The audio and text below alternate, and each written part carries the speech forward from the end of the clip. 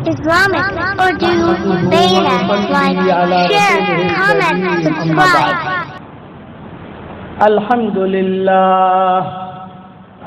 لله نحمده ونستعينه ونستغفره ونؤمن به ونتوكل عليه ونعوذ بالله من شرور أنفسنا ومن سيئات أعمالنا ونعوذ بالله من شرور أنفسنا ومن سيئات أعمالنا من يهده الله فلا مضل له ومن يضلله فلا هادي له ونشهد أن لا إله إلا الله وحده لا شريك له ونشهد أن سيدنا ومولانا محمدا عبده ورسوله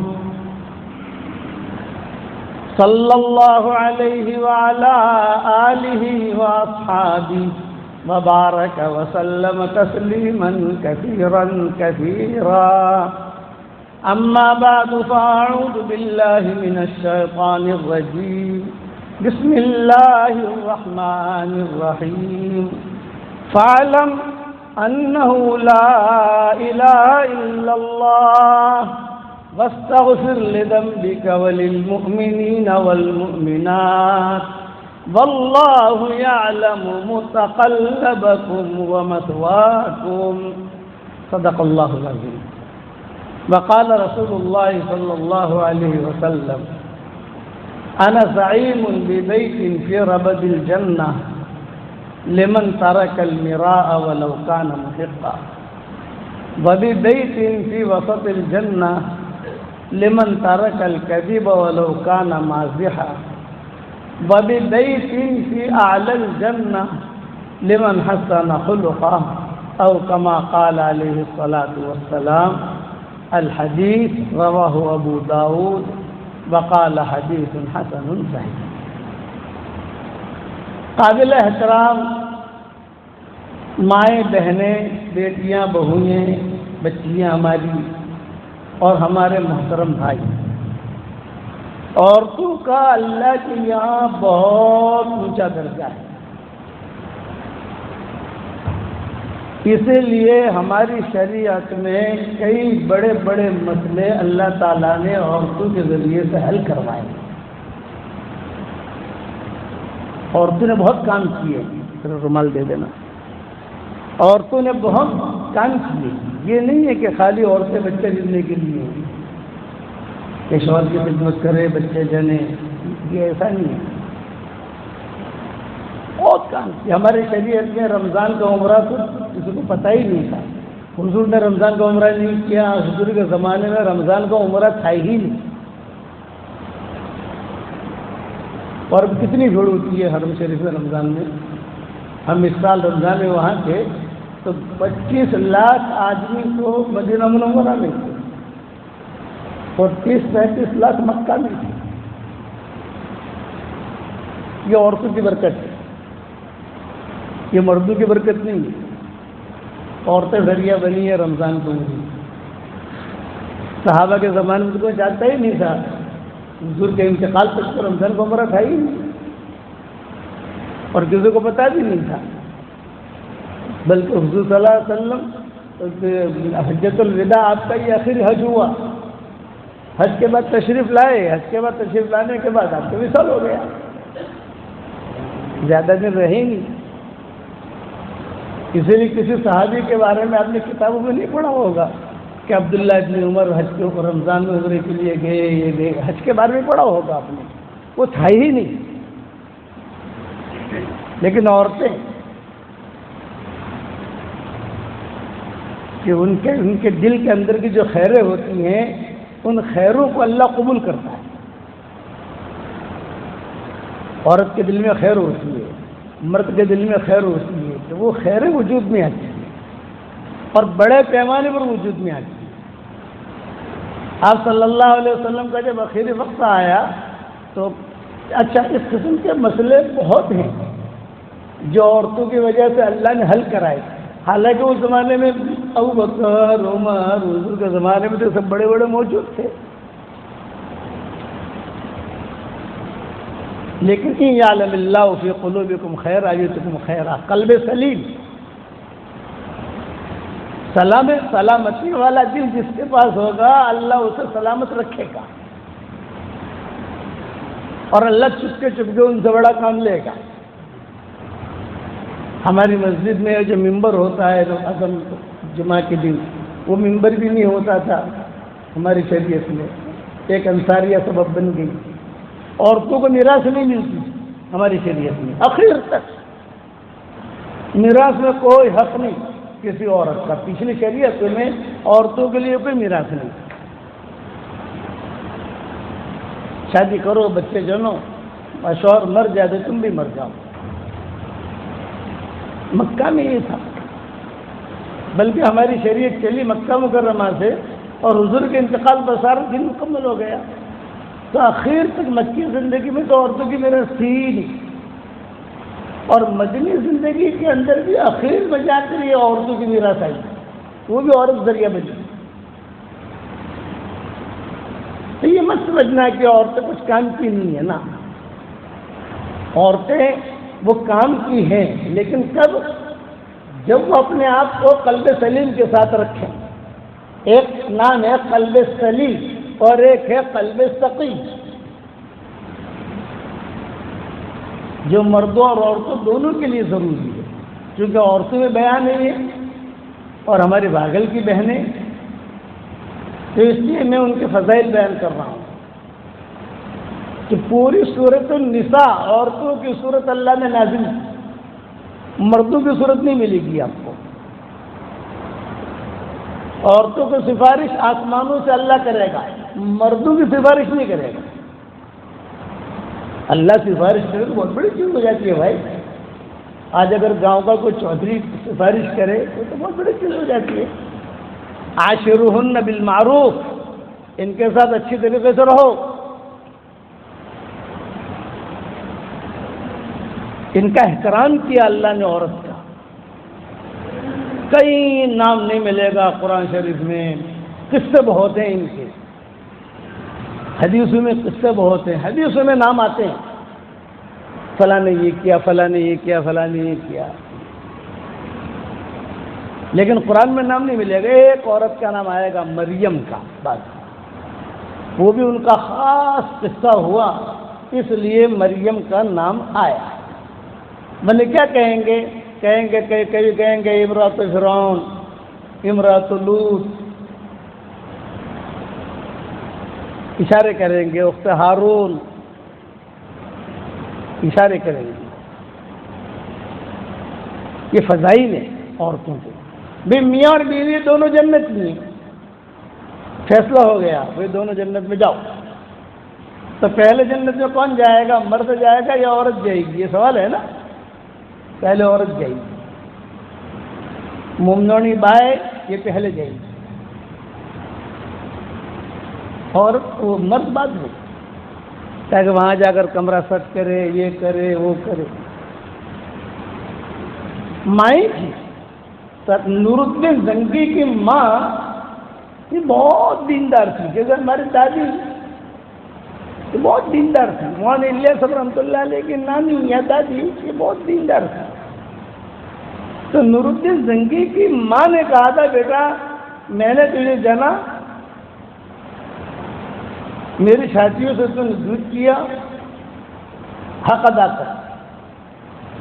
یہ بادشاہ تھا نور الدین زنگی، 14 یہودی بادشاہوں کو قید کیا تھا اس نے۔ یہودی بادشاہوں کو قید کرنا 14، مصر کا تھا۔ حضور صلی اللہ علیہ وسلم خواب میں بہت آتے تھے، نور الدین زنگی کی بہت خواب میں آتے تھے۔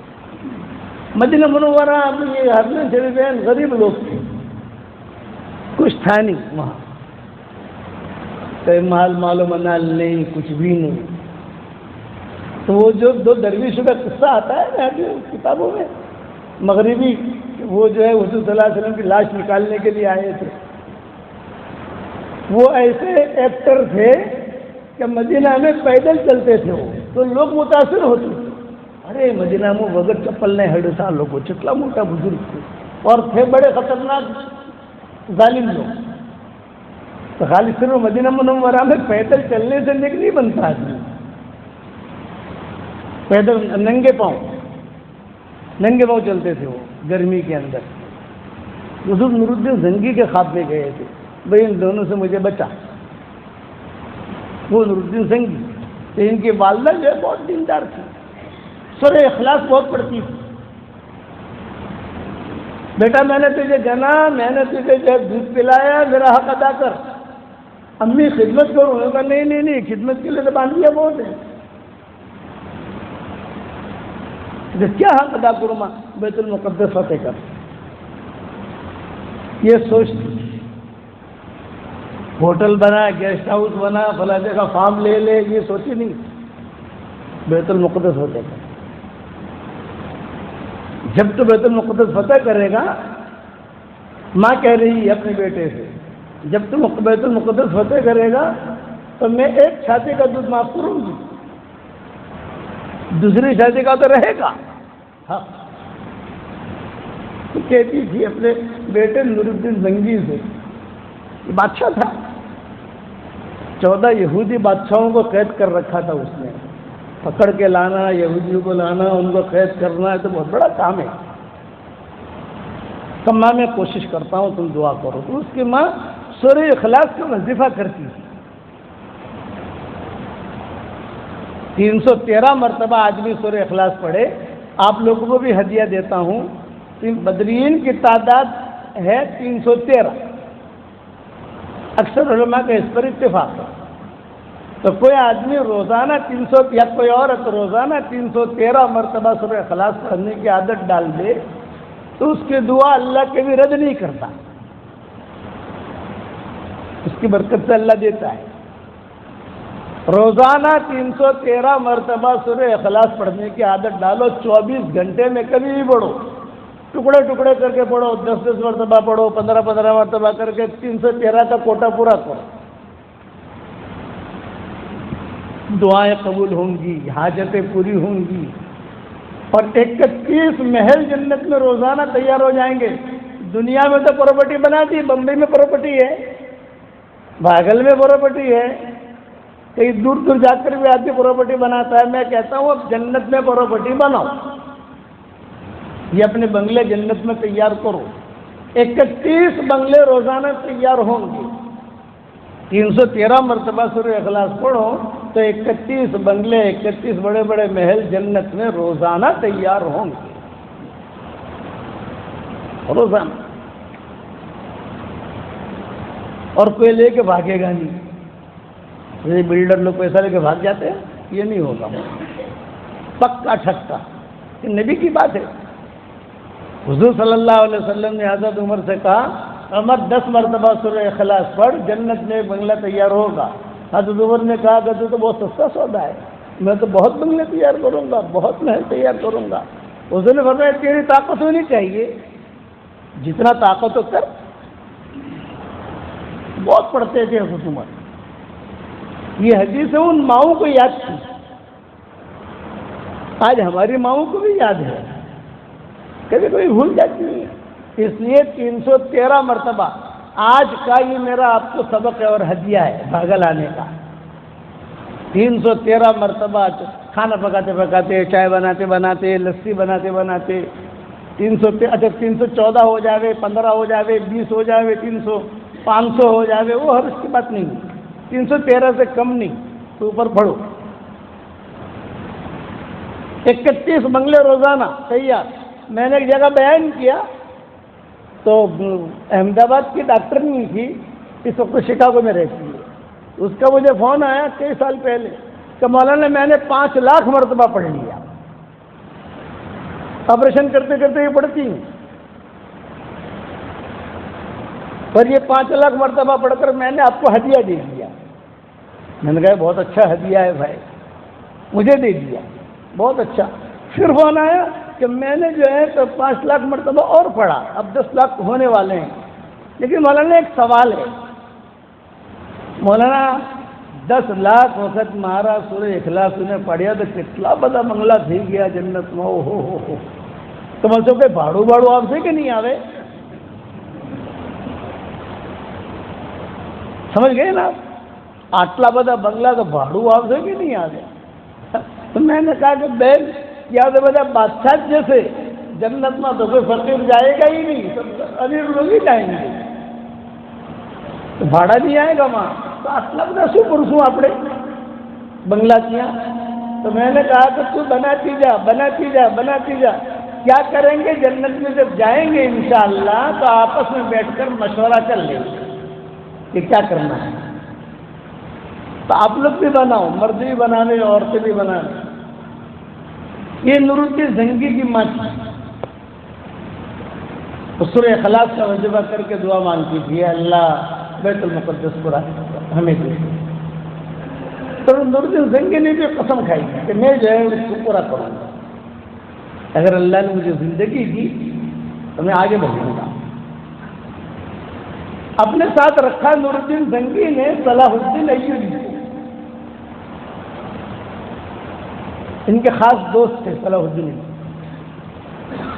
कमांडर समझो या जो प्राइवेट सेक्रेटरी समझो, जो वीआईपी आदमी, कि चलो मेहनत शुरू की।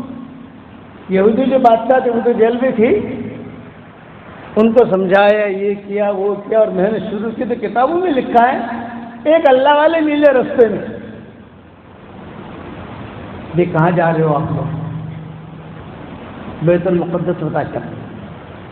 अच्छा कागज कलम लो, फकीर राजपूता फकीर नाम भी आता है उसकी किताबों में, इस वक्त मुझे नाम जहन में नहीं है। कागज कलम लो, ये कहा लिखो फला सन लिखवाया, और लिखो रजब का महीना, और लिखो रजब का आखिरी जुमा। पहले सन लिखवाया, सन लिखो, फिर लिखा रजब का महीना, फिर लिखो आखिरी जुमा, बैतुल मुक़द्दस फतेह होगा। और जुमा के दिन फतेह होगा, लेकिन जुमा की नमाज तुम लोग नहीं पढ़ सकोगे, अगला जुमा होगा वहाँ। ये लिखवाया, सिग्नेचर किया और सिग्नेचर करके गायब हो गया। चूँकि किताबों में ही चीज़ें, उस जमाने में इब्न तीमिया मौजूद थे, अल्लामा इब्न कसीर भी मौजूद थे, तफसीर इब्न कसीर जिन्होंने लिखी है, बड़े बड़े लोग थे। और जैसा उसने कहा वैसा ही हुआ। वो साल आया, रजब का महीना आया, आखिरी जुमा आया और उसी तरीके से फतेह हुआ। तो अल्लामा इब्न अच्छा सब बड़े बड़े उलमा, बड़े बड़े फुक़हा उस दौर में मौजूद थे। एमिटेशन मौलवी नहीं थे वो लोग, नकली मौलवी नहीं, भरे हुए इल्म हदीस शाम। और इब्न तीमिया खुद जिंदा थे, अल्लामा इब्न तीमिया, शेखुल इस्लाम लक़ब दिया है अरबों ने उनको, शेखुल इस्लाम। जेल में भी उन्होंने फतवे लिखे, जेल में गए थे फतवे लिखे। उनका जब इंतकाल हुआ तो उनकी जेल से, उनका इंतकाल भी जेल में हुआ, तो उनको जेल में से वो जो दीवारों पर फतवे लिखे थे उस तरह से फतवे उलमा ने नकल की, और कई जिल्दों में वो फतवे अब छपे हैं सऊदीया में। इतना बड़ा आदमी था। चूँकि उनके हयाती में किस्सा हुआ तो इब्न कसीर ने पूछा इब्न तीमिया से, हज़रत एक सवाल करना चाहता हूँ। शागिर्द थे इब्न कसीर, इब्न कसीर, इब्न क़य्यिम, ये इब्न तीमिया के शागिर्द थे और इब्न तीमिया उनके उस्ताद।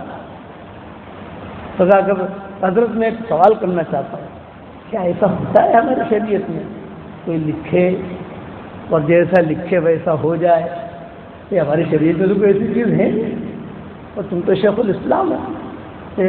अल्लामा इब्न तीमिया ने कहा उसको खामोश रहे, खरज मिन फमीही फुजाअतन व सारा फुजा,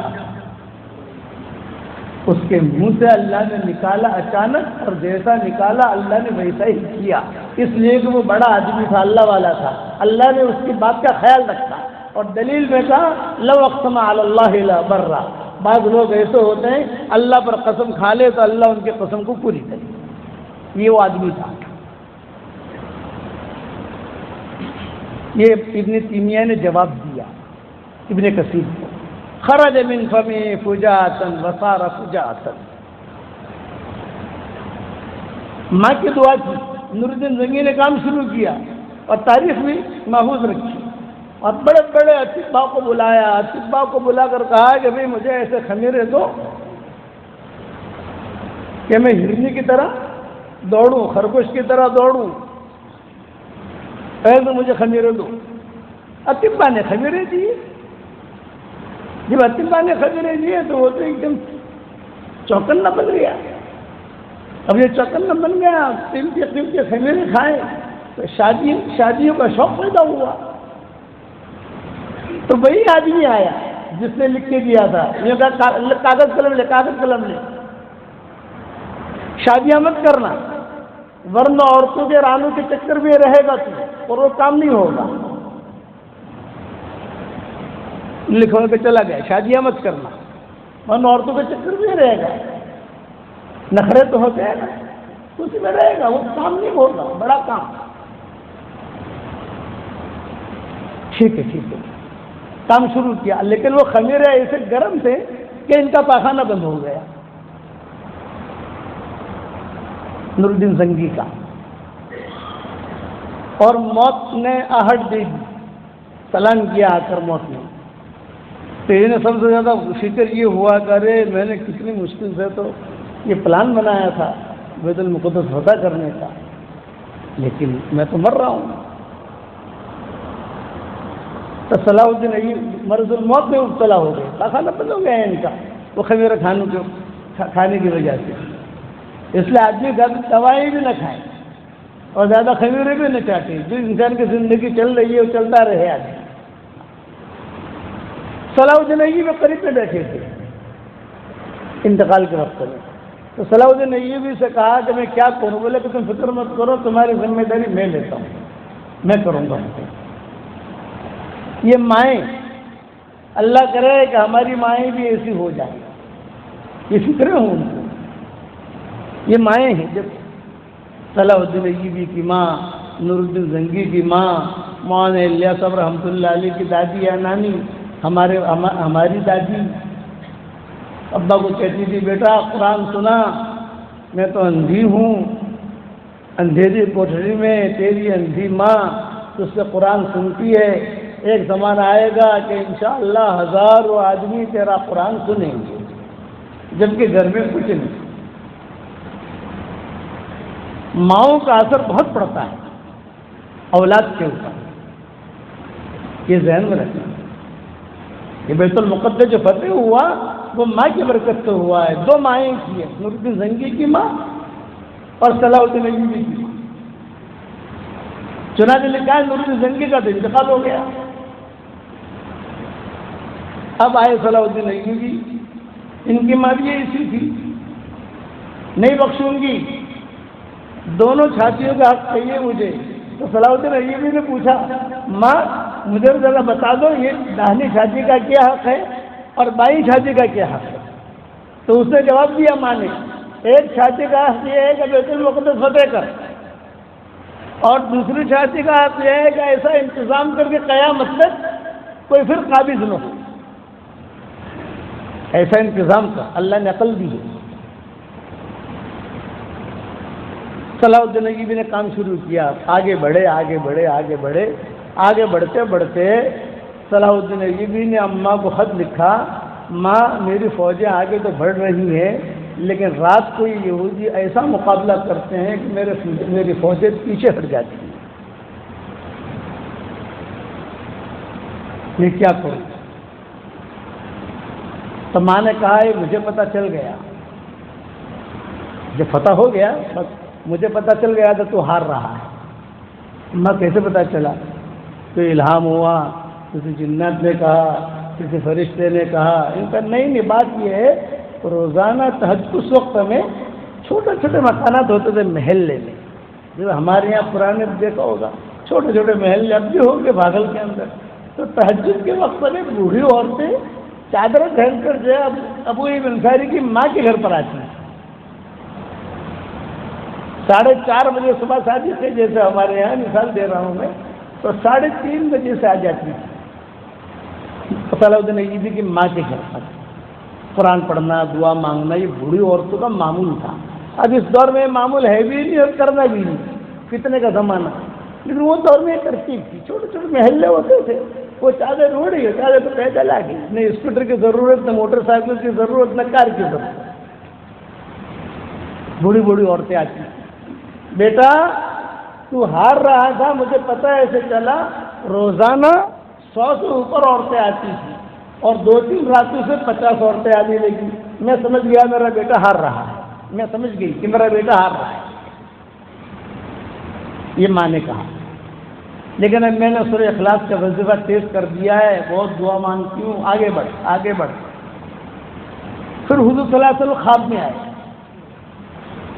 صلاح الدین ایوبی کے، یوں کہا کہ تم جو ہے نا یہ خشکی کا راستے سے بیت المقدس مت جاؤ، تم سمندر کے راستے سے جاؤ، یہاں بہت فوجیں ہیں یہودی اور وہاں کوئی بھی نہیں، نہریں یہ، تم اس داخل ہو۔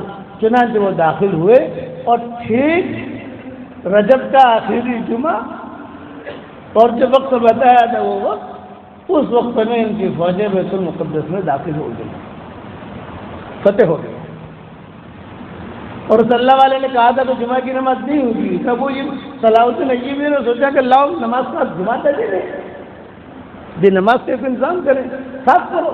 جو صاف کیا، ایک دروازہ کھولا تو 30,000 خنزیر بندے ہوئے، 30,000 فقہا نے لکھا ہے 30,000۔ صحیح سے نکالو سارے خنزیروں کو یہاں سے بھگاؤ، اس لیے کہ بیت المقدس کی جو پراپرٹی ہے یعنی وہ 200 کلومیٹر پر پھیلی ہوئی ہے، بادشاہوں نے وقف کی، سب لوگوں نے وقف کی، جیسے بیت اللہ کہ اس کی پراپرٹی، اس کی زمین ہے، یہ پھیلی ہوئی ہے۔ بادشاہ آتا تھا وقف کر کے چلا جاتا تھا، بادشاہ آتا تھا وقف کر کے چلا جاتا تھا۔ میرا حضرت جی رحمۃ اللہ علیہ کے زمانے میں میرے والد صاحب وغیرہ سب تھے، تو مجھے مکہ مدینہ جانے کا شوق بہت، تو میں نے مکہ جا کر ایک مکان کا سودا کر لیا، ابا کو مجھے بتایا۔ یہاں اگر حضرت جی اور ابا بیٹھے ہوئے تھے تو میں نے کہا کہ میں مکہ میں مکان کا سودا کیا، تو حضرت جی نے کیا کہا؟ یہ جملہ نہیں بھائی۔ امام ابو حنیفہ کے نزدیک مکہ مکرمہ میں کوئی مکان لینا نہیں چاہیے، اس لیے کہ ابو حنیفہ کہتے تھے کہ یہ مکہ کی زمینیں کئی مرتبہ وقف ہو چکی، یہ حضرت جی نے مجھے کہا، سودا کینسل کر، کئی مرتبہ وقف ہو چکی، بڑے بڑے بادشاہ آتے تھے وقف کرتے تھے، پھر ایک زمانہ گزرا دوسرے بادشاہوں نے وقف کیا، وقف وقف وقف وقف، یہی حال تھا بیت المقدس کا۔ تو صلاح الدین ایوبی نے سب جو ہے سارے خنزیروں کو مارا، یہ کیا، بھگایا۔ اگلا جمعہ ہوا، اس میں جو ہے خطبہ دیا گیا اور پورا مجمع رویا، اور صلاح الدین ایوبی نے خطبہ نہیں دیا، ان کے جو پیر تھے، ہر ایک پیر ہوتا ہے نا عالم، اس نے خطبہ دیا، اور صلاح الدین ایوبی نے کہا میں تو ایک سپاہی ہوں، طریق میں کھڑے رہ کر وہ تلوار لے کر کھڑے رہے، جیسے بادشاہ کے بعد حالانکہ بادشاہ ہی تھے، کھڑے رہے اور جو ہے انہوں نے خطبہ دیا، پورا مجمع بہت رویا، اوہ آج اللہ نے دیا، یہ عورتوں کی برکت تھی، مائیں اپنے بچوں کے لیے ابھارتی تھی۔ پھر چلا چلا چلا، پھر حالات آ گئے اور پھر سے چلا گیا۔ تو میں مضمون جو بیان کرتا ہوں وہ یہ بیان کرتا ہوں کہ اپنا دل سلیم رکھو، سلامتی والا دل۔ اور ایک مسئلہ بتاتا ہوں آپ لوگوں کو، بہت دھیان سے سننا۔ قلب سلیم بار بار قرآن میں آتا ہے، الا من اتى الله بقلب سلیم وان من شيعته لابراهيم اذ جاء ربه بقلب سلیم۔ تو قلب سلیم کسے کہتے ہیں؟ قلب سلیم اسے کہتے ہیں جس کا دل رذائل سے پاک ہو، دل میں حسد نہیں، کینہ نہیں، بغض نہیں، بدگمانی نہیں، کسی کے بارے میں کوئی ٹوہ نہیں، تو یہ کہ تجھے کلوشو کرے ہوئے کہ پلیشو کرے سجا جوجے. اور علماء نے لکھا ہے عربی علماء نے بھی اور ہمارے ہندوستان کے علماء نے بھی کہ جس کے دل کے اندر حسد ہوگا، جس کے دل میں کپٹ ہوگا، جس کا دل رذائل سے بھرا ہوا ہوگا، اس کی عبادت اللہ قبول نہیں کرتا. یاد رکھنا، قبول نہیں ہوگی. ہاں نیکیاں ملیں گی، نیکیاں ملنا الگ چیز ہے، قبول ہونا الگ چیز ہے. یہ متفق علیہ فیصلہ ہے، اس میں کوئی اشکال نہیں کر سکتا. ظہر کی نماز آپ نے پڑھی اور دل کے اندر سب بھرا ہوا ہے، آپ سمجھ گئے نا، بھرا ہوا تو ہم سب سمجھتے ہیں کہ دل میں کینہ بھی ہے، حسد بھی ہے، بغض بھی ہے، سارے رذائل بھرے ہوئے ہیں. تو ظہر کی نماز پڑھی اس کے ساتھ تو نیکیاں مل جائیں گی. نیکیاں لے لو، فرشتہ لکھ دے گا. ابھی ظہر کی نماز پڑھی لی تھی بھائی نے، بھائی نے ظہر کی نماز پڑھی لی تھی، فرض اتر گیا، لیکن قبول ہم نہیں کریں گے. دل پاک کر کے آؤ. اور دلیل انما یتقبل اللہ من المتقین، تقوی والوں کا ہم قبول کرتے ہیں. اور جو سلامتی والا دل ہوگا وہ تقوی والے کا ہی ہوگا. اسی لیے ابراہیم علیہ السلام کو ٹاپ درجہ ملا. صحابہ کس نے بنایا؟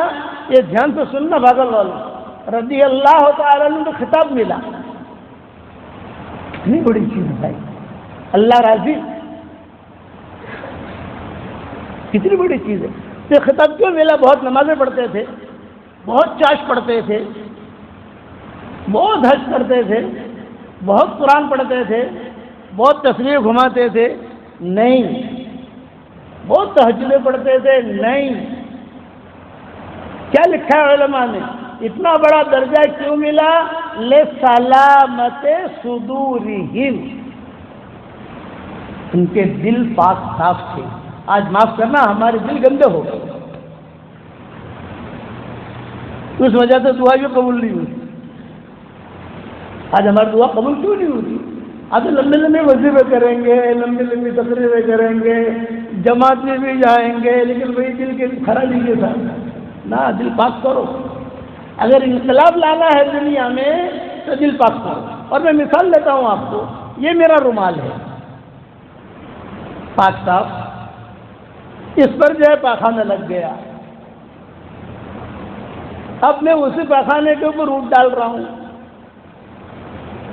گلاب ڈال رہا ہوں، عنبر ڈال رہا ہوں، خس ڈال رہا ہوں، تو پاخانہ کی بدبو ہی غالب رہے گی. جتنا بھی میں اوٹ ڈالوں، خوشبو ڈالوں، پاخانہ کی بدبو ہی غالب رہے گی. ہاں اگر اس میں مجھے خوشبو لانی ہے تو پہلے میں اس کو دھلواؤں، پاک صاف کروں، سکھاؤں، پھر ایک قطرہ عود کا ڈالوں گا، یہ رومال چمک جائے گا. آج ہمارے دل کے اندر سارے رذائل بھرے ہوئے ہیں دنیا بھر کے، اور ہم نماز کا عطر ڈال رہے ہیں، درود شریف کا بھی عطر ڈال رہے ہیں، قرآن شریف کا بھی عطر ڈال رہے ہیں. تو فقہا کیا کہتے ہیں؟ وہ بدبو ہی غالب رہے گی.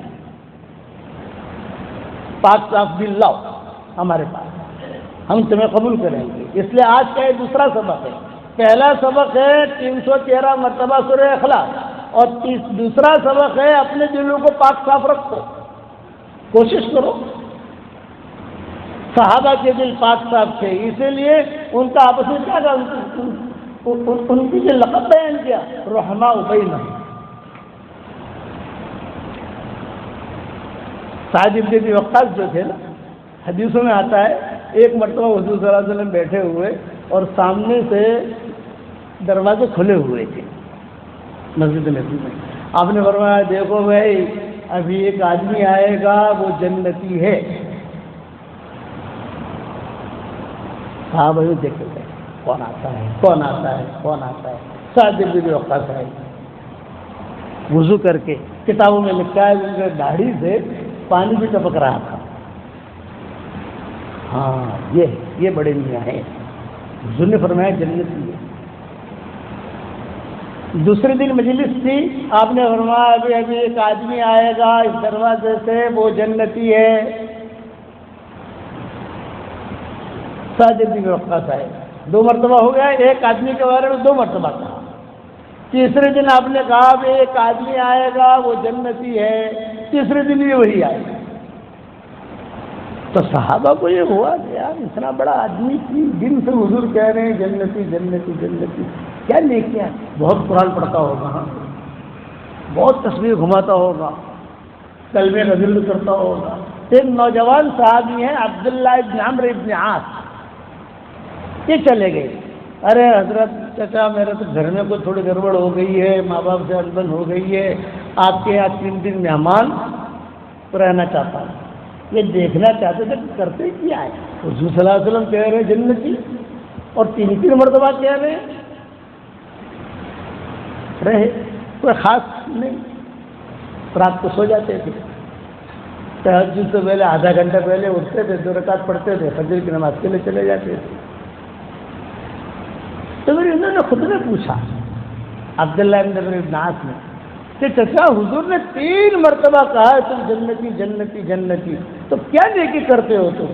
فرمایا دیکھ بھائی یہ راز ہے، یہ مت پوچھ، میں کیا نیکی کرتا ہوں یہ مت پوچھ، بھائی بتاؤ تو صحیح، ہمارا فائدہ ہوگا۔ بولے نیکی میں یہ کرتا ہوں کہ جب روزانہ رات کو سوتا ہوں تو سب کو معاف کر کے سوتا ہوں، دل میں کچھ رکھتا نہیں۔ اس پر حضور نے فرمایا مستجاب دعا ہے، اس سے دعا قبول ہوتی، ایسے دعا قبول ہوتی تھی سعد بن وقاص کی، تو اللہ پر قسم کھاتے تھے اے اللہ مارے آتارے آج ہوئے تھے کالنا کلاک بعد نہ، آدھا کلاک بعد نہ، آتارے حال طرف من حال، مجھے یہ دے، ابھی چاہیے مجھے، دعا قبول ہوتی، تیر بہدف حدیث میں آتا ہے۔ ایسی دعا مانگ، ایسی دعا تو صحابہ ڈرتے تھے ان سے۔ سعد بن وقاص ارے یار میں نے دعا قبول تھا سے چاڑوڑ اٹھائے آپ کے گڑبڑ تھی جائے۔ ان کی لڑکی بازار سے گزر رہی تھی سعد بن وقاص، حضرت عمر پیچھے پیچھے جا رہے تھے، تو وہ لڑکی کا برقع جو ہے تھوڑا اڑ رہا تھا، تو حضرت عمر نے جو ہے درہ مارا پاؤں پر، بغیر تاری پنڈلی کم دیکھا ہے امیر المومنین گئے تو عمر، تو لڑکی تو خیر چلی گئی، تو کسی نے آ کر کہا کس کی لڑکی تھی پتا ہے آپ کو؟ سعد بن وقاص کی لڑکی تھی۔ وہ حضرت عمر نے کہا بھائی جلدی بلاؤ بلاؤ اس کو، بلاؤ اس کو، بلاؤ ساتھ یہ بد دعا نہ کریں گے، بلاؤ بلاؤ، بلایا بھائی معاف کر دینا، ہاں مجھ سے کیوں ہو گئی؟ تو سعد بن وقاص کہنے لگے کہ حرج کی بات نہیں، ایسی ان کی دعا قبول ہوتی تھی۔ سعد بن وقاص مسجد نبوی میں بیٹھے ہوئے، ریاض الجنہ میں سب صحابہ بیٹھے ہوئے، بھرا ہوا، ایک آدمی آیا اور اس نے کھڑے ہو کر زور سے طلحہ اور زبیر کو گالی دی، میں اس پر سنا رہا ہوں بھاگل والوں، مرد اور عورتوں اپنے دل صاف کرو،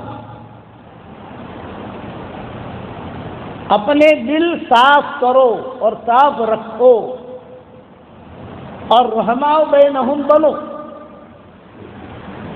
میں قصہ مجموع میں نہیں سناتا ہوں، لیکن قصے الحمدللہ بہت ہی حدیثوں میں آتے ہیں، لیکن دھیان سے سننا کہ دل کی صفائی کے ساتھ معمولی سا بھی کام کرو گے تو بھی چمک جاؤ گے، اور دل کے میل کے ساتھ بہت بڑا کام کرو گے ٹھکرا دیے جاؤ گے۔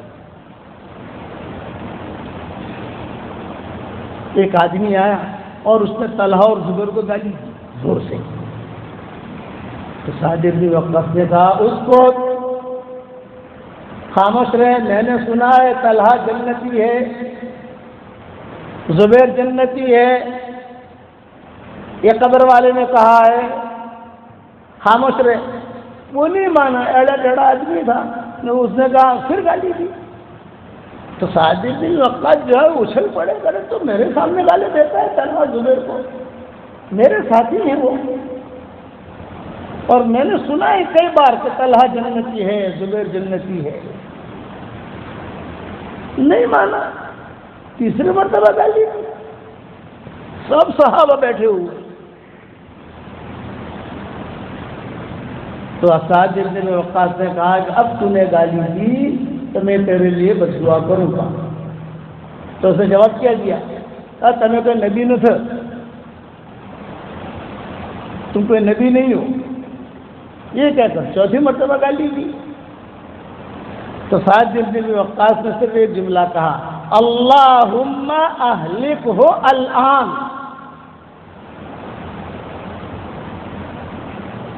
اے اللہ ابھی اس کو ہلاک کر دے. جب یہ جملہ کہا ابھی اس کو ہلاک کر دے تو صحابہ تو سب اٹھ کر بھاگ گئی ادھر ادھر. ارے پتہ نہیں دیوار گری گی، ارے پتہ نہیں زمین پھٹے گی، ارے پتہ نہیں کوئی سانپ آئے گا اسے لے جائے گا، یا کوئی جنات آئے گا ختم کر دے گا. سب بھاگ گئے ادھر ادھر.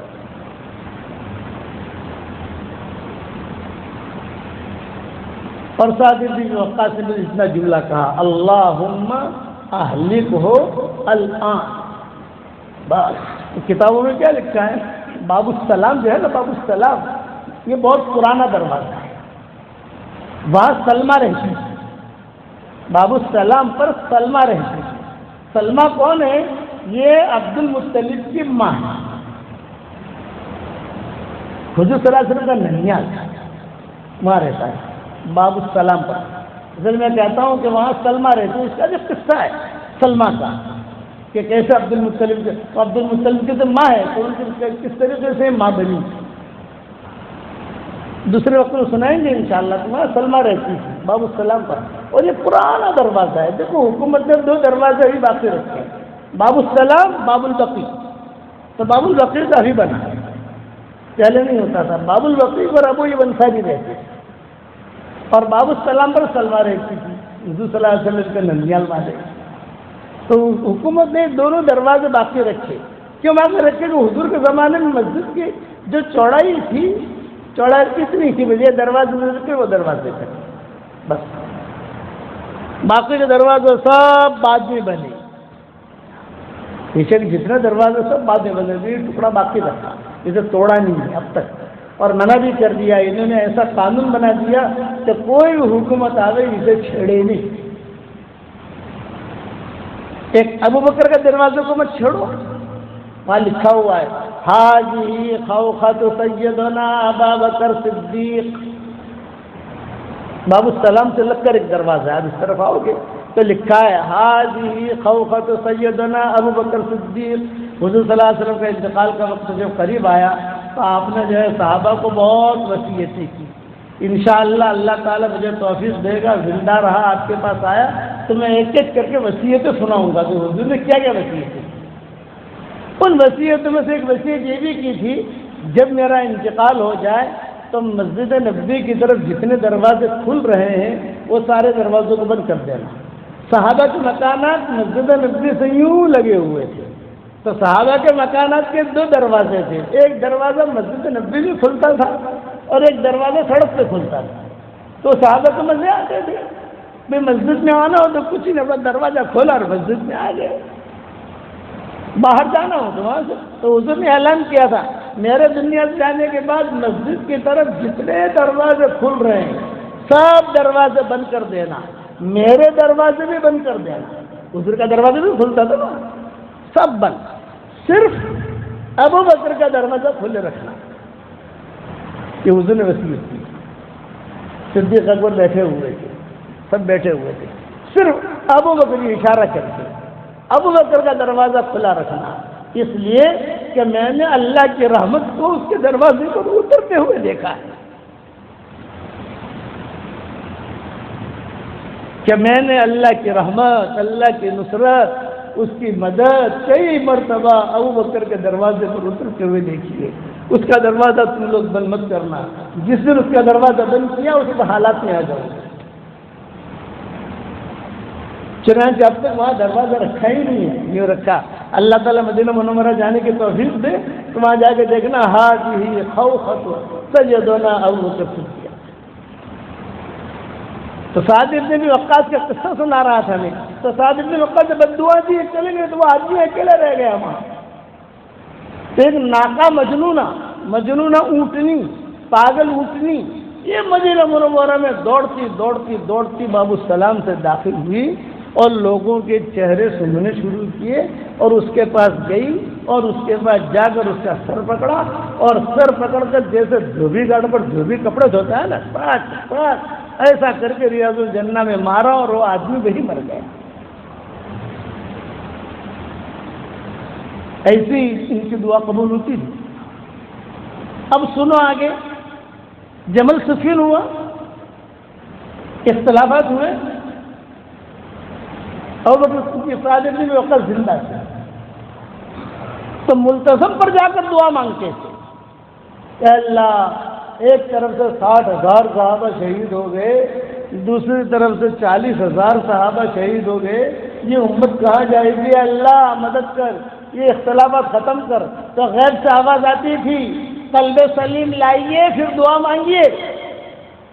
دل میں میل آ گیا تمہارے, دعا قبول نہیں ہوئی.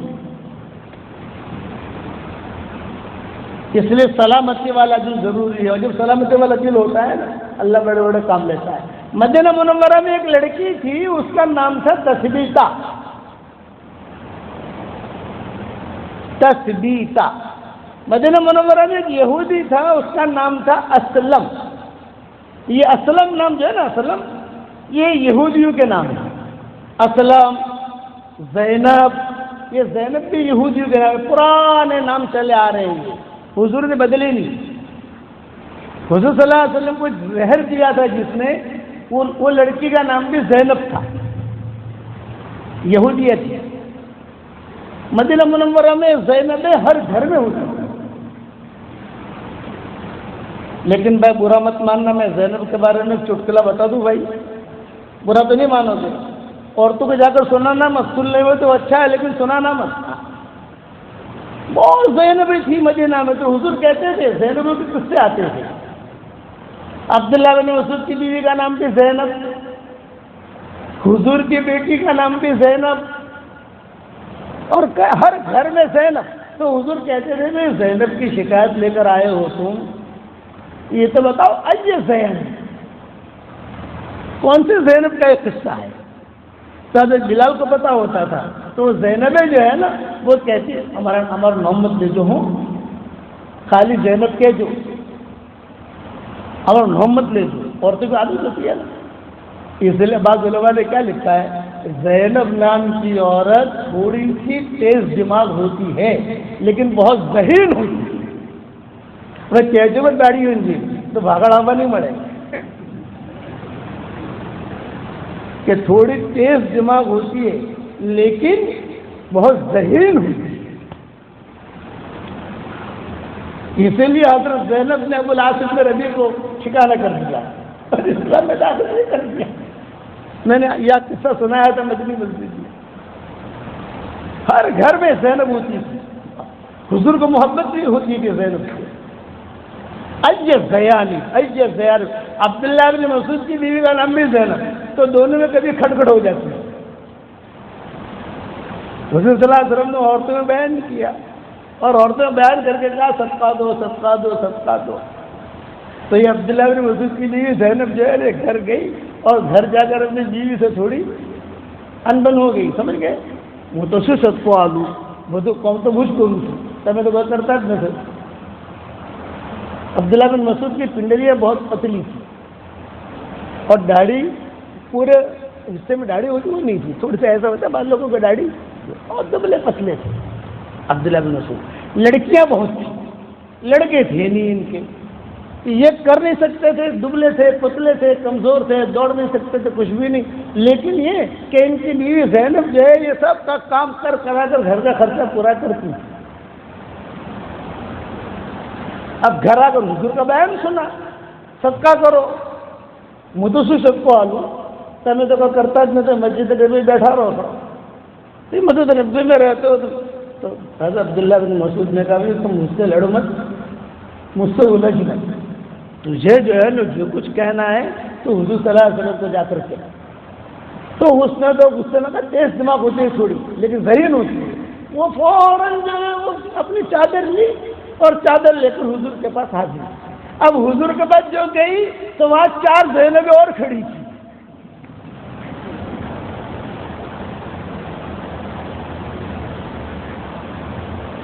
اور حضرت عائشہ کے کمرے میں تھے حضور صلی اللہ علیہ وسلم، اور حضرت بلال کچھ خدمت کر رہے تھے، پانی لانا، یہ لانا، یہ لانا، وہ، اور اب اندر باہر سے آوازیں آنے لگی عورتوں کی، یہ سب زینبیں آ گئی، اور یہ سب زینبیں جو ہے یعنی اپنے شوہروں کی شکایتیں لے کر آئی،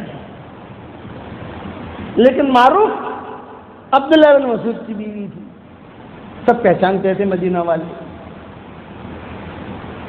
تو حضور صلی اللہ علیہ وسلم نے حضرت بلال سے کہا، بلال یہ کچھ کھچکھچ کی آوازیں آ رہی ہیں، کیا مسئلہ ہے؟ تو حضرت عائشہ وہ سمجھدار تھی، یہ کہا حضرت سب زینبیں جمع ہوئی ہیں۔ اچھا اللہ خیر کرے، یہ سب زینبیں جمع ہوئی ہیں اور کچھ مسئلہ ہوگا ان کا۔ تو حضور صلی اللہ علیہ وسلم نے بلال کو بھیجا۔ اچھا مکان بہت چھوٹا، پردہ پڑا ہوا، اب وہ جو بھی کہے گی، جو بھی بولے گی آواز تو جائے گی نا اندر۔ ہاں بھی کیا مسئلہ آپ لوگوں کا؟ تو زینب تو ہوشیار تو ہوتی ہے، تو کہے تو بول تو بول تو بول، تو زب بڑی تو یہ آپ عبداللہ بن مسعود کی بیوی تھی زینب، تو کہا آپا تمہیں بات کرو، تمہیں بات کرو، تمہیں بات کرو۔ تو عبداللہ بن مسعود کی بیوی زینب نے کہا میری بات رکھنا حضور کے سامنے، لیکن میرا نام مت لینا۔ اس سے بھی اتنا کہنا زینب کی کوئی۔ اچھا کیا کہوں بتاؤ؟ بلال سمجھ گئے کہ عبداللہ بن مسعود کی بیوی ہے۔ یہ کہا آپ نے صدقہ کرنے کا کہا، اب میرا شوہر تو کچھ کام کرتا ہے ہی، جب دیکھو تب مسجد میں رہتا ہے اور دبلا پتلا ہے، میری بچیاں ہیں، سارا کام میں کرتی ہوں، اب میں کہاں سے صدقہ کروں؟ تو یہی پوچھنا ہے۔ دوسری زینب سے پوچھا یہ بھی تمہارا کیا؟ بس یہی ہے۔ اب وہ دوسری زینب نے کہا تو ہم کیوں بولے بھائی، جو بھی پٹائی ہوگی، جو بھی آئے گا وہ اس پر آئے گا، ہم کیوں بولے؟ حضور کے پاس آ گئے، حضرت عائشہ پردے کے ساتھ بیٹھی ہوئی تھی۔ ہاں بلال کیا مسئلہ ہے؟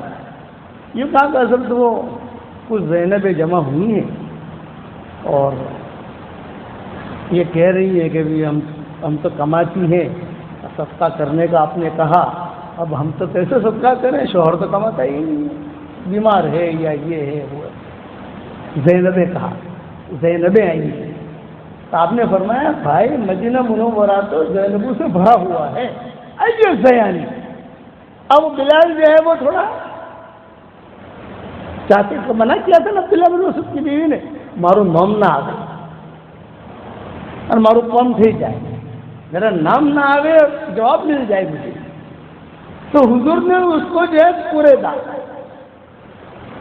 کا بات سمجھے نا بھائی، ایسے زیانی تم زینب کی بات تو کر رہی ہو، لیکن مجھے پتا تو چلے نا کس کا شوہر ایسا ہے، تو میں اس کو شوہر کو سمجھاؤں۔ حضرت عائشہ اندر اندر ہنس رہی تھی، وہ سمجھ گئی تھی کہ ابن مسعود کی بیوی ہے، اور حضرت بلال دائیں بائیں ہو رہے تھے، وہ ڈر رہے تھے کہ یار اس نے منع کیا ہے اور اگر میں نے کہہ دیا تو مدینہ میں رہنا بھاری پڑ جائے گا، اس کا اس عورت کا بھی ایک مقام ہے۔ حضور کہتے تھے کہ نہیں، مجھے بتاؤ کون سی زینب ہے، میں ایسے جواب نہیں دوں گا، مجھے بتاؤ کون سی زینب ہے، بتاؤ۔ اب بلال خاموش، حضور کا اصرار، کس کی بیوی زینب بات کر رہی ہے، زینب میں تو بہت ہے۔ تو حضرت عائشہ نے آہستہ سے کہا کان میں عبداللہ بن مسعود والی ہے، اسی کی آواز لگ رہی ہے مجھے، اور وہی زور زور سے بول رہی تھی۔ جب پتہ چل گیا حضور کو تو بلال کو تو کہنا ہی پڑا عبداللہ بن مسعود والی، اب بات سامنے آ گئی۔ حضور نے فرمایا بولا اس کو۔ اب عبداللہ بن مسعود کی بیوی آ گئی تو ساتھ میں وہ زینب بھی آ گئی۔ کیا مسئلہ ہے؟ تو عبداللہ بن مسعود کی بیوی نے پھر یعنی بات واضح ہو گئی کہ عبداللہ بن مسعود کی بیوی ہے یہ۔ پوچھا کہ کیا کہتی ہے؟ حضرت آج آپ نے صدقے کا کہا ہے تو میں صدقہ کیسے کروں، میرے تو بچیاں ہیں، کپڑے دھوتی ہوں، برتن دھوتی ہوں، پیسہ جمع کرتی ہوں، عبداللہ بن مسعود کا تو حال معلوم ہے، تو کچھ کرتے نہیں ہیں۔ تو حضور نے فرمایا اب اور ان پر میں خرچ کرتی ہوں، یعنی عبداللہ بن مسعود کے اوپر میں خرچ کرتی ہوں۔ تو آپ نے فرمایا عبداللہ بن مسعود بہت اونچا آدمی ہے، اتنا اونچا آدمی ہے، میری امت کے لیے جو پسند کرے میں اس کو قبول کرتا ہوں۔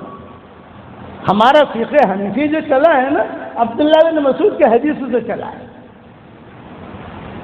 بہت اونچا آدمی ہے، تو اپنے شوہر پر خرچ کر، اپنی بچی پر خرچ کر، تجھے دگنا اجر ملے گا، ایک تو صدقے کا بھی ملے گا اور دوسرا صلہ رحمی کا بھی ملے گا۔ یہ زینب پر میں نے قصہ سنایا کہ تھوڑی تیز دماغ ہوتی ہے لیکن یہ بہت سمجھدار ہوتی ہے، اسی لیے حضور کی بیٹی حضرت زینب کے شوہر جب العاص ابن ربیع تھے وہ تو مشرک تھے، لیکن یہ حضرت زینب نے سیٹنگ کر کے یہ کر کے پناہ دے کر یہ کر کے مسلمان بنا دیا اور ان کے ساتھ ہی زندگی گزاری زینب۔ تو میں نام سننا قصہ سنا رہا تھا تثبیتہ کا، پورا کر لو قصہ تثبیتہ کا، 11 بجے تھا کہ تثبیتہ تھی مدینہ منورہ میں سے، ایک یہودی تھا، اس کا نام تھا اسلم، بہت بڑا مالدار، وہ مدینہ منورہ سے جاتا تھا ایران تک اور سب جو ہے کاروبار کرتا تھا، وہاں سے مال بہت لاتا تھا۔ خدا نے اس کے ہاتھ میں کچھ ایسی بات رکھی تھی کہ وہ جس جگہ پر بھی ہاتھ ڈالتا اللہ سونا بنا دیتا تھا۔ یہودی اسلم اس کا نام تھا۔ میں اس پر سناتا ہوں کہ دل میں خیر ہوتی ہے کسی عورت کے دل میں تو اللہ کتنا بڑا کام لیتا ہے۔ ہمارے بھاگل کی بچیاں، بیٹیاں، بہویں، ہمارے بھاگل کے بھائی، دلوں کو صاف کرو اور پھر تم کام کرو، دیکھو اللہ آپ کو چمکائے گا، لیکن دل کا صاف ہونا ضروری ہے۔ اسلم گیا ایران اور ایران جا کر کاروبار کیا اور وہاں سے سامان لے کر یہاں آتا تھا، تو بیچ میں ٹھہرتے سامان بیچتے آخر مدینہ منورہ آتا تھا، تو مدینہ منورہ آتے ہی اس کا سامان بک جاتا تھا۔ داخل ہوا 24 گھنٹے میں سارا سامان مدینہ والے خرید لیتے تھے۔ وہ وہاں گئے ایران تو اس نے دیکھا کہ ایک لڑکا کھڑا ہے، قبول صورت نہیں، نہ شکل کا ٹھیک، دبلا پتلا کمزور، جب دیکھو تو بخار میں۔ تو اسلم نے کہا بیٹا کیوں کھڑے ہو؟ یہ کہا میرا کوئی نہیں ہے۔ اسلم نے پوچھا بیٹا کیوں کھڑے ہو؟ یہ کہا میرا تو کوئی بھی نہیں ہے۔ تو اچھا میں تجھے مدینہ لے جاؤں، یثرب لے جاؤں تجھ کو؟ کہا مجھے لے جاؤ یثرب۔ یہ کہا کہ دیکھ میں تجھے غلام بنا کے بیچوں گا۔ اس نے کہا ٹھیک ہے۔ تو اس نے یہ سوچا اسلم نے کہ یار کچھ نہ کچھ تو بھاؤ آ جائے گا، میری ہر چیز بک جاتی ہے۔ یہ ایران سے لے کر آیا مدینہ منورہ، مدینہ منورہ لے کر آیا تو مدینہ منورہ میں تو سارا سامان بک گیا۔ اس کو بھی رکھا، کبھی اس کو بھی خرید لو، لوگوں نے اس کو خریدا نہیں۔ ایک تثبیتہ نامی لڑکی تھی وہاں، کنواری اور بہت مالدار تھی۔ یہ روزانہ آتے جاتے دیکھتی تھی کہ بیچارہ یہ کھڑا ہے، کوئی اس کو ہاتھ لگاتا نہیں ہے۔ کہ روزانہ تثبیتہ نامی لڑکی جو ہے کھجور دے دے وے، پنیر دے دے وے، دودھ دے دے وے، اس کا اکرام کرے، ایک ہی جگہ وہ کھڑا رہتا ہے۔ تو اس نے مدینہ میں اعلان کیا ارے بھائی تم لوگ فری لے لو، اس کو پیسے نہیں چاہیے مجھے، فری میں خرید لو، فری دے دیتا ہوں۔ تو مدینہ والوں نے کہا کہ ارے فری میں اس کو لیں گے تو بھی مہنگا ہے، اس کو کھلانا تو پڑے گا، کام کا تو کچھ ہے نہیں ہے، کھلانا پڑے گا، وہ لوگ نہیں لیتے۔ تو تثبیتہ نامی لڑکی روزانہ آتی تھی، بازار میں کھڑا رہتا تھا، روزانہ آ کر کوئی بھی چیز خریدے تو کوئی بھی چیز لے، کھجور لے، پھل لے، یہ لے، سب سے پہلے وہ لڑکے کو دے دیتی لے کھا لے۔ اور مالدار لڑکی تھی، اس کے ساتھ باندیاں رہتی تھی، غلام رہتی تھی، کنواری تھی، اور یہ تو ایران سے آیا ہوا تھا، نہ شکل کا نہ بدصورت تو نہیں کہہ سکتے، کسی کو بدصورت کہنا مناسب نہیں، اتنا کہہ سکتے قبول صورت نہیں ہے۔ بدصورت کہنا مناسب اس لیے نہیں کہ قرآن میں اللہ نے کہا هو الذی خلقکم وصورکم فاحسن صورکم، اس نے تم کو پیدا کیا، تمہاری صورتیں بنائی اور تمہاری صورتیں اچھی بنائی۔ تو اللہ جسے اچھا کہے ہم برا کہیں، بس اتنا کہہ سکتے ہیں۔ کہ جو آنکھ کو نہ لگے وہ دل کو کیا لگے، جو آنکھ کو نہ لگے وہ دل کو کیا لگے. یہ قبول صورت نہیں ہے، یہ قبول صورت نہیں تھا یہ، اور تم لا کوئی کام کا نہیں. لیکن تسبیح نامی لڑکی یہ روزانہ اس کا اکرام کرتی دیتی. یہ بیچارہ کھڑا کھڑا تسبیح بازار میں تسبیح کو ہی ڈھونڈتا تھا کہ وہ آپا کب آئے گی، کچھ مجھے دے دے، روٹی لاوے، کبھی پنیر لاوے، کبھی بھائی اس کا کھانا ہوتا. اور رات کو وہ اسلم جو تھا نا وہ اس کو لے کے گھر چلا جاتا تھا، اور دن کو پورا دن یہاں باہر کھڑا رکھتا تھا. کوئی جو بھاؤ آوے دے دوں، فری دے دوں، کوئی لیتا نہیں تھا. ایک مرتبہ ایک تسبیح نامی لڑکی نے اسلم سے پوچھا، بھائی یہ لڑکا کھڑا ہے تمہاری تحویل میں ہے، تم اسے بیچتے کیوں نہیں؟ ارے بھائی کوئی لے تو شو کر دی، کوئی ہاتھ ہی نہیں رکھتا اس پر، تمہیں کیا کہوں، میں خریدتی ہوں. ارے فری میں دے دیتا ہوں. تسبیح نے کہا نا پیسہ لو، پھر چم لوں بھائی، اللہ نے مجھے مال دیا ہے، میں مالدار گھرانے کی کنواری لڑکی ہوں، اچھا شوہر ڈھونڈتی ہوں جس کے ساتھ میری زندگی گزرے. اب جب وہ اس نے سنا اصل یہ ہو دینے کے پیسہ دینے کے لیے تیار، وہ تو خوش ہو گیا. ارے یار فری کوئی لیتا نہیں تھا، یہ پیسہ دے رہی ہے، کتنا پیسہ تو دے گی، یہ بات تجھے کتنا چاہیے.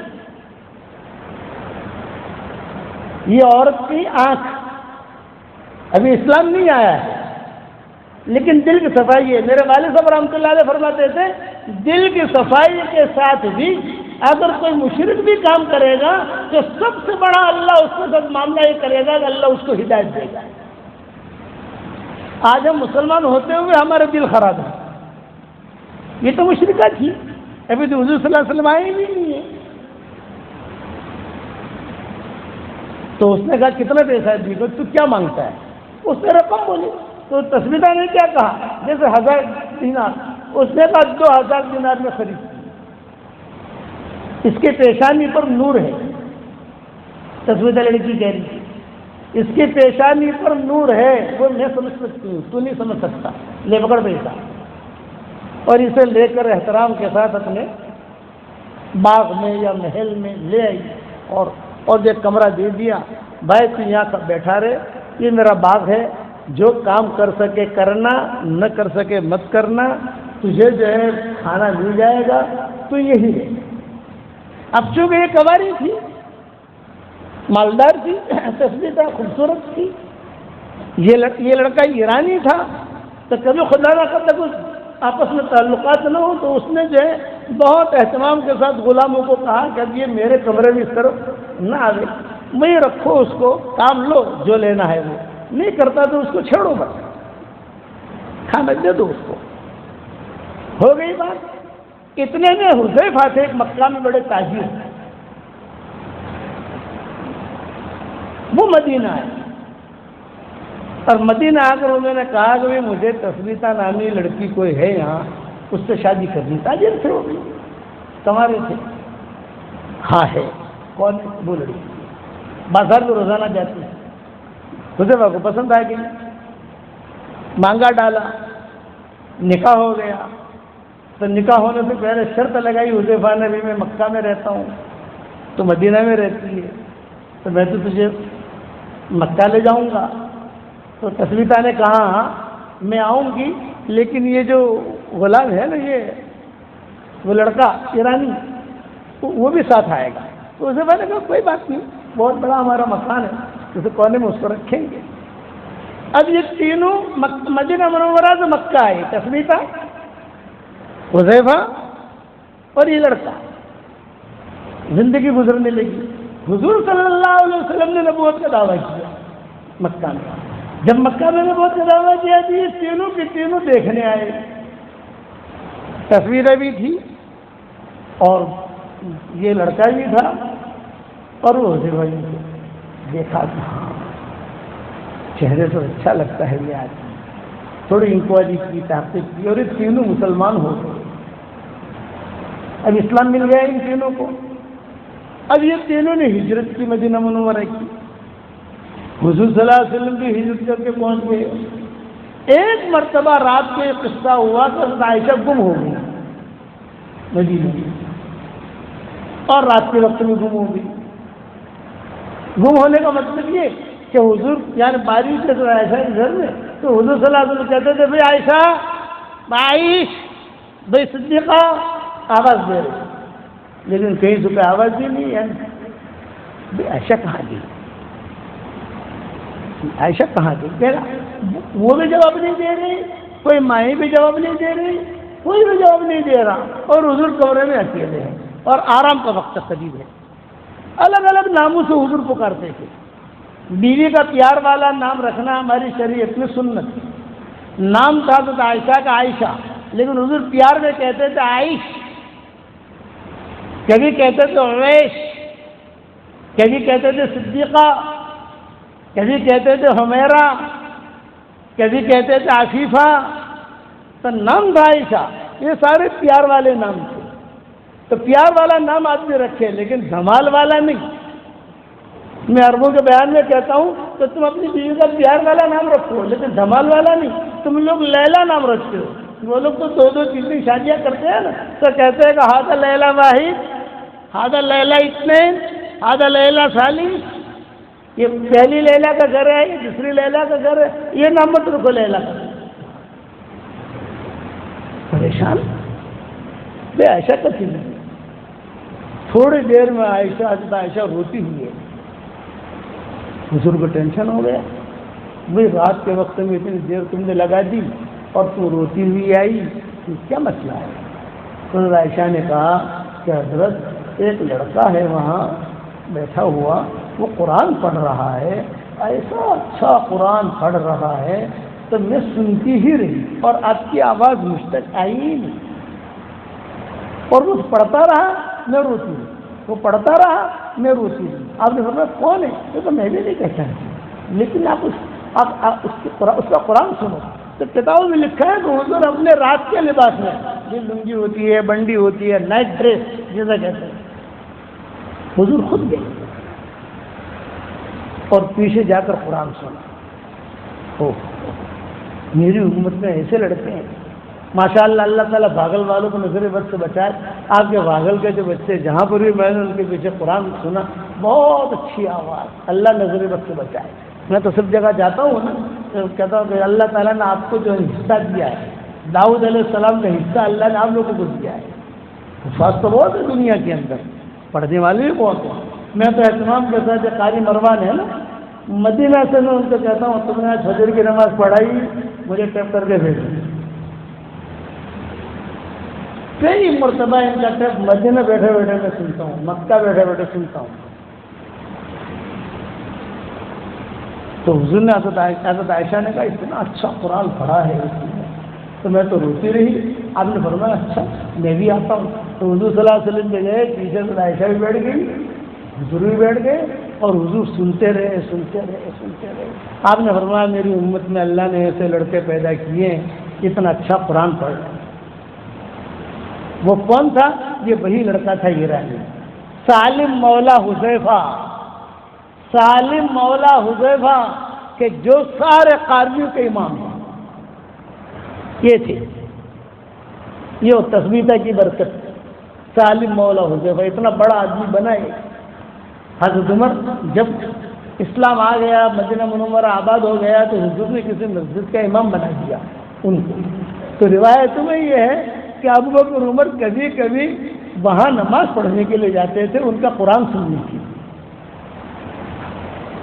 اور حضرت عمر کا جب شہادت کا وقت آیا، یعنی بس کب مروں گا تب مروں گا، یہ وصیت کی تھی۔ آج اگر سالم مولا حذیفہ زندہ ہوتا میں اس کو امیر بنا دیتا، لیکن وہ نہیں ہے، وہ شہید ہو گئے تھے حضور کے انتقال کے بعد۔ سالم مولا حذیفہ چلایا کہاں سے؟ اللہ نے ایران سے، اور یہاں تثبیتہ نے خدمت کی اور اپنے ساتھ رکھا اور بن گیا سارے قاریوں کا امام۔ اب جو لوگ قاری ہیں، حافظ ہیں، یا جو جتنے بھی قرآن والے ہیں، وہ سالم مولا حذیفہ جو ڈالیں گے تو دیکھیں گے کتنا بڑا آدمی بنا۔ یہ کس کے حصے میں گیا یہ معاملہ؟ تثبیتہ کے حصے میں۔ دل کی صفائی بات اس پر ختم کرتا ہوں۔ ویسے مجھے رمضان کو عمرہ کا بھی کہنا تھا، عورتوں نے کیا کیا، لیکن بعد میں سنائیں گے انشاءاللہ۔ خلاصہ کلام یہ اپنے دل کو پاک صاف رکھو، ٹھیک ہے بھائی، دل پاک رکھو، اللہ کے ساتھ معاملہ کلیئر کرو، سب کو معاف کر دو۔ دنیا کی زندگی کتنی، اس کے بعد اللہ تعالیٰ آپ کی بہت مدد کرے گا، کرو گے انشاءاللہ۔ اور 313 مرتبہ کا سورہ اخلاص کا تو اپنا پکا ہو گیا نا بھائی، انشاءاللہ وہ کرتے۔ اپنی پراپرٹی جنت میں بناؤ، بس اپنی پراپرٹی جنت میں بناؤ، یہ میرا جملہ ہے، مرنے کے بعد کام آئے گی انشاءاللہ وہاں۔ اور اس کے لیے اللہ کے راستے کی ہم تشکیل کرتے ہیں، ہمارا دعوت تبلیغ کا کام سدا بہار ہے، اور ماشاءاللہ خاص طور سے ہمارے علاقے میں ماشاءاللہ 100% دعوت اور تبلیغ کے کام سے مانوس ہیں ماشاءاللہ۔ لوگ ہمیں کہتے ہیں، لوگ ہمیں کیا کہتے ہیں کہ مول صاحب چلو مول صاحب بہن بلے بولا بھی ہے، میں نے کہا جو بھائی جہاں تمہارے بولا ہوا بے شرطوں آتا ہے،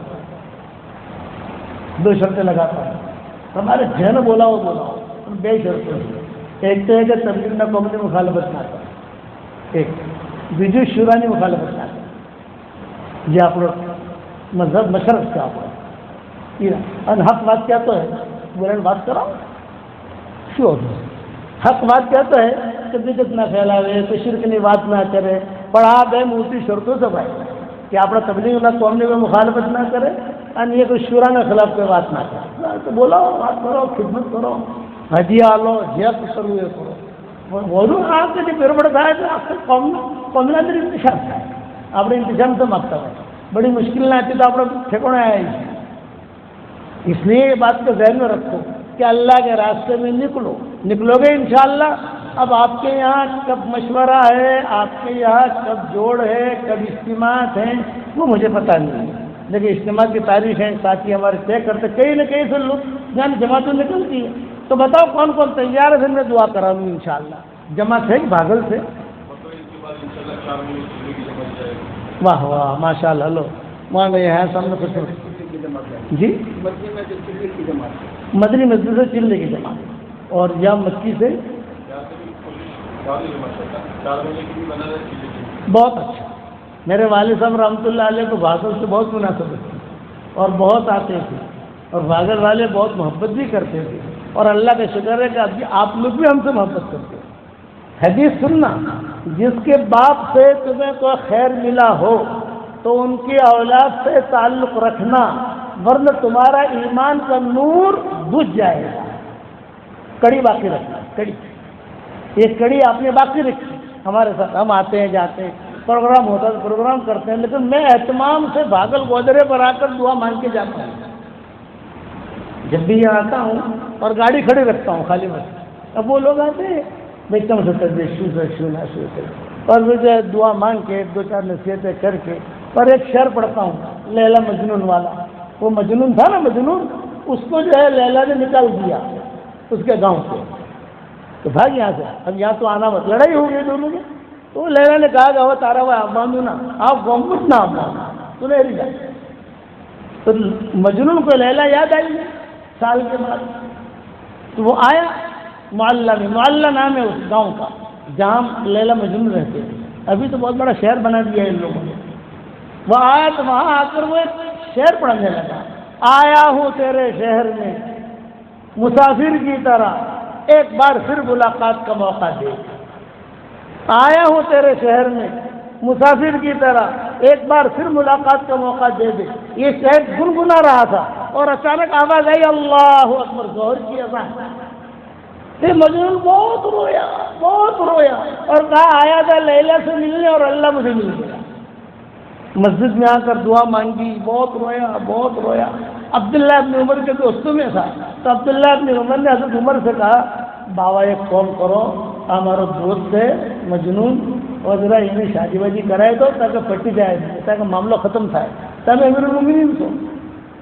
حضرت عمر نے کہا ٹھیک ہے، بلا لیلا کے ابا کو، بلا، کیس کہتے تھے اس کو، نام مجنون تو حضرت حسن نے رکھا ہے، اس کا نام مجنون نہیں تھا، اس کا نام تھا قیس، تو حضرت حسن نے جو امیر معاویہ کے ساتھ سیٹنگ کر لی، سب میں چھوڑ دیا، سب مجھے کچھ نہیں چاہیے، سالانہ تم مجھے اتنے پیسے دے دینا، یہ ہو گیا، تو حضرت حسن جو ہے وہ شکریہ کا عمرہ کرنے کے لیے مکہ روانہ ہوئے کہ لڑائی ختم ہو گئی، چلو امیر معاویہ کے ساتھ کوئی لڑائی نہیں، سالانہ پیسے مل جائیں گے ہم کو۔ راستے میں وہ مجنون آتا ہوا دکھائی دیا قیس، تو حضرت حسن جانتے تھے کہ یہ قیس ہے۔ تو حضرت حسن نے کہا بھائی قیس، میں نے جو فیصلہ کیا سب کچھ میں نے جو ہے امیر معاویہ کو دے دیا، کرسی بھی سب کچھ جو ہے میرا کچھ نہیں، سالانہ اتنا پیسہ مدینہ منورہ میں پہنچا دینا، میں نے ٹھیک کیا کہ نہیں کیا؟ تو قیس کیا کہنے لگا، آپ نے ٹھیک نہیں کیا۔ اچھا تو کیا کروں پھر؟ یہ پیسہ تو لیلا کو دیتے تو اچھا تھا۔ اس پر حضرت حسن نے کہا انت مجنون، یہ نام تو پڑا ہے، انت مجنون۔ ابا جو ہے اس کے قصے کبھی کبھی موڑ میں ہوتے تھے تو بہت بیان کرتے تھے۔ اب جو ہے وہ ایک مرتبہ مجنون بہت رویا بہت رویا بہت رویا، تو عبداللہ ابن عمر کے دوستوں میں سے تھا، تو اس کے سب دھمکی دے دے مت رو مت رو مت رو، کیوں رو رہا ہے کیوں رو رہا ہے؟ تو اس نے دعا مانگی مجنون نے، اے اللہ سب کچھ جو مانگا مل گیا، لیلا ہی نہیں ملی، جو مانگا مل گیا، لیلا ہی نہیں ملی، لیلا دے دیتا تو تجھے تیرے خزانے میں کیا کری؟ تو غیب سے آواز آئی، خوش نمایت نالے شبہائے تو، خوش نمایت نالے شبہائے تو، ذوقہا دارم بزاری ہائے تو۔ اے مجنون تیرا راتوں کا رونا مجھے بہت پسند ہے، اگر لیلا سے تیری ملاقات کرا دوں گا تو میرے سامنے کون روئے گا؟ تو روتا جا میں دیکھتا جاؤں، تو روتا جا میں دیکھتا جاؤں۔ ابا یہ اشعار پڑھتے تھے، خوش نمایت نالے شبہائے تو، ذوقہا دارم بزاری ہائے تو۔ جو عبداللہ ابن عمر نے بہت کوشش کی نکاح کرانی کی، اور حضرت عمر نے بولا ہے میں تو تیرے پی میں، اور کہا میں نکاح پڑھاتا ہوں، مہر میں دیتا ہوں لیلا کی طرف سے۔ یہ قصہ بعد میں پورا کریں گے انشاءاللہ۔ اب بتاؤ سب تیار ہو انشاءاللہ بھائی؟